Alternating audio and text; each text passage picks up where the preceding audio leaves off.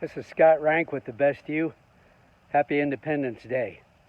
I'm out for my morning walk and my mind's just churning with today's video, and so I thought I'd just stop and do the intro. We're going to start delving into the secret layer today.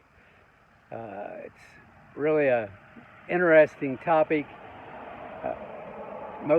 Almost everybody, and I'd say everybody, has some kind of secret layer. It's the area we run to when we're emotionally stressed, and very few of us understand it. Most of us think it's our major issue, but it's really not. It's just a symptom.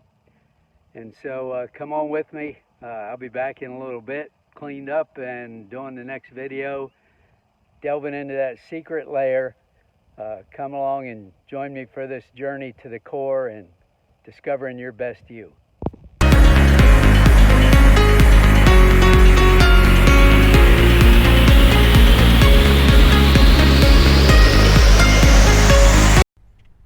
Good morning from Valrico, Florida on Independence Day. And I'm sitting out in front of our lovely Florida home making this video, so there could be all kinds of noise. Today we're dealing with the secret layer. We're beginning to take a look at it. So I want to cover several things in this video. First, what is a secret layer and how does it form?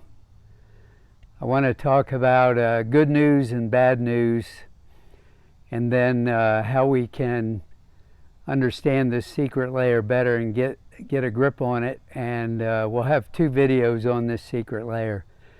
So first, our secret layer, I think, forms early, when we are even just children at home. If we do something that displeases our parents, I'm thinking of a time when I was a little kid. My grandmother brought us a shoe-fly pie, which is an Amish type pie, and it's kind of, the body of the pie is yucky, but the top was really a nice crumbly sugar top, and everybody was outside. And I went in and scraped all the sugar topping off and ate it and left the pie there like nothing happened. So those kind of behaviors, when you feel the wrath of your parents, if you ever want to do something like that again, you start getting a little sneakier, a little trickier, and we start forming this pattern of behavior that when we know we're doing something that's taboo or something we enjoy but wouldn't be socially acceptable, we start to hide it.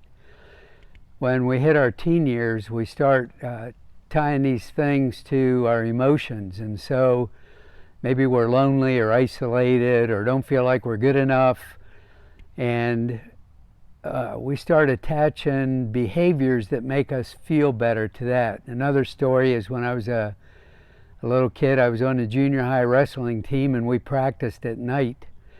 And oftentimes when I came home from school in the evening, it was already dark, and I was scared to death of the dark. And I remember as a little kid sitting in our living room with every light in the house on, holding a pellet gun, and just being so relieved when my parents came home.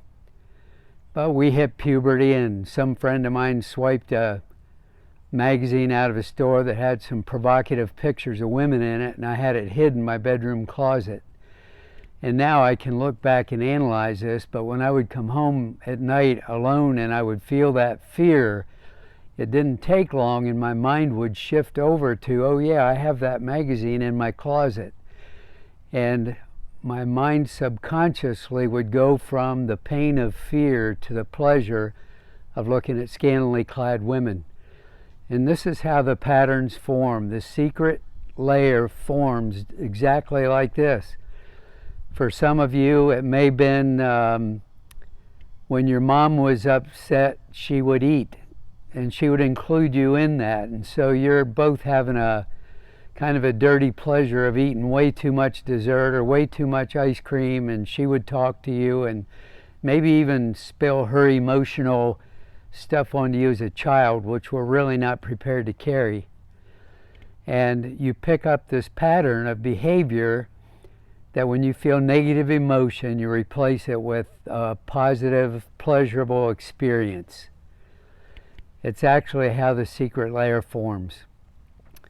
So the good news and bad news is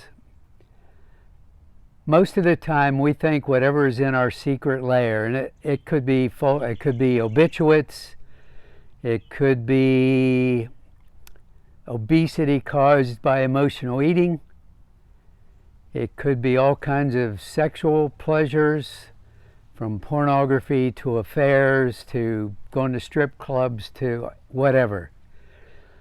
But we think if I could just figure out this secret layer, it's the stuff of New Year's resolutions.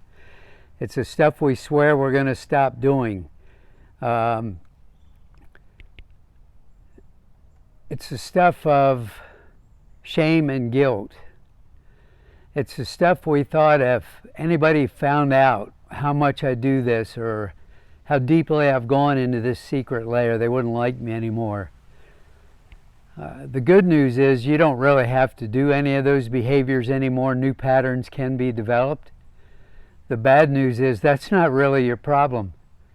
There's underlying problems. So the hurt layer fuels the secret layer.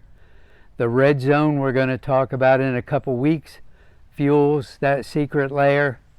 The secret layer is not your biggest problem. It's what you think is your biggest problem because you're oblivious to what's really fueling that thing. So here's a little takeaway for you before we delve into this deeper in the next video. Start thinking about this. Whatever that thing is you run to for pleasure, the next time that jumps into your head and you feel driven to do it, let that be a red flag to you. Catch yourself and ask this question: what is really going on inside of me right now that I am running to this thing? What am I upset about? What am I stressing about? What am I trying to escape?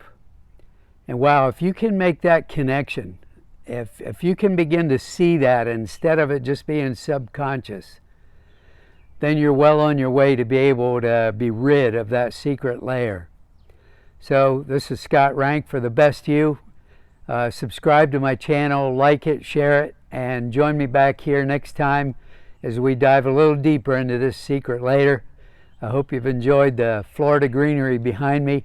Have a great 4th of July. See you soon.